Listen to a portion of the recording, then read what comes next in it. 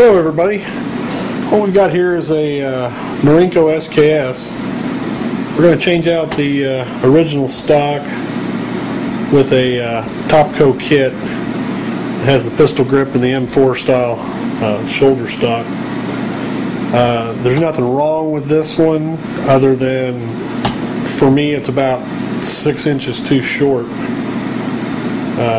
It's very uncomfortable to shoot like this. So what we're going to do is I'll go through and show you how to replace this with the Tapco kit. Tapco kit comes in 3 pieces. This has the M4 style adjustable shoulder piece, pistol grip that goes on.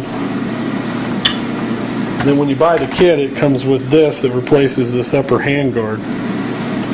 Tapco also has taken some of the hassle out of getting the wood handguard off of this with this piece. Again, it's in the ACU camo and already has a new gas tube and comes with a gas rod. It's sold as a separate piece. I believe it's $20–25, something like that. This ACU design is no longer available. They quit making this a few years ago. I actually bought this one used, and the fellow I bought it from also sent a set of detachable magazines with it. So I'm going to go ahead and remove the 10-round box. For those of you that know much about it, SKS is generally they'll tell you to keep this because they're not very reliable with the aftermarket magazines that have the long nose on the front of them. The ones that I have are actually made by a company called Rifle Tech, and they're guaranteed not to jam, and I have never had one jam thus far. They actually require an extra piece that I add on later on just to hold the magazine in. But beyond that, they've been good magazines. The biggest problem with them is if you wanted to buy more, they're exorbitantly expensive. They're almost as much as the gun was when they were originally imported into the United States a piece. So if it wasn't for the fact that they came with the stock, I wouldn't have bothered to spend the extra money on them. So I have heard that the Tapco 20-round detachables do work pretty well, and then of course the original equipment magazines work well too. Take this apart. First thing we're going to do is just pop that magazine open, have it out of our way. The safety off. You're going to take a screwdriver and you're going to press this detent ball in right here. The trigger group's spring loaded, so when you get it pushed in far enough, it'll pop up and out of the way. Once that's done, you just do that. Brings your trigger group out. It's your hammer spring, magazine release. Set that aside. This magazine itself just pops out. Basically just held on the front, it goes into a slot right here, and then snaps closed on the back end, your follower. So we'll set that aside in case for some reason I ever decide to put this thing back the way it originally was. The stock just pops out, set it aside. We can come back with the new Tapco stock. It slides on. It's a fairly snug fit. Like I say, since we're going to leave the factory magazine off of it, the trigger group just slides into 2 grooves here. It presses back into place. You'll hear it click when it's locked in place. Now with this Tapco stock, the pistol grip will actually cover up this detent.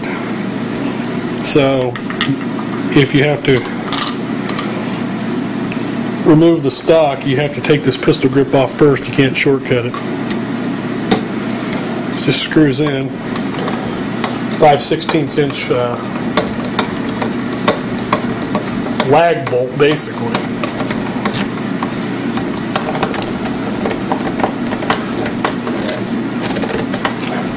One of the nice things with this stock is it comes with basically a trap door. Put some extra batteries for optics or paracord or something else in there like that. Like I say, I'll attach that back later on since it's not going to be part of the typical installation. I'm not going to mess with it right now. To remove the upper handguard, this is your locking mechanism for it. It just pops up.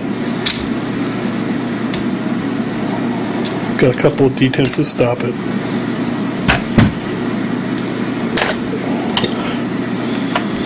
Once it's up, the gas tube and the upper handguard just pop off.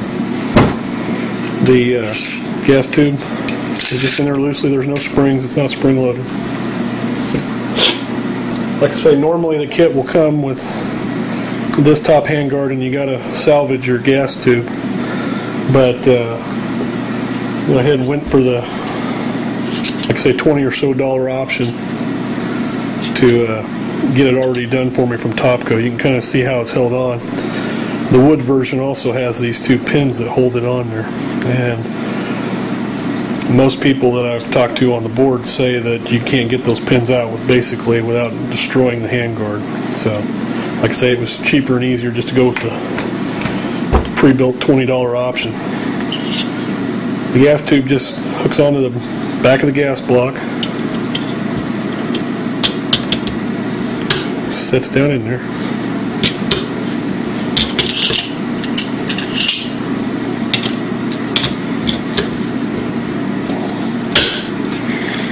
Pops in place. Put your lock back in the locked position, and you're completed.